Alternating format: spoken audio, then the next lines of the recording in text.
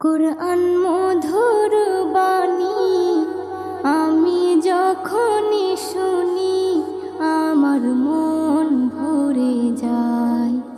কুরআন মধুর বাণী আমি যখনই শুনি আমার মন ভরে যায়।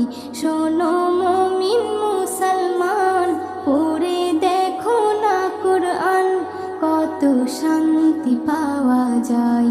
কুরআন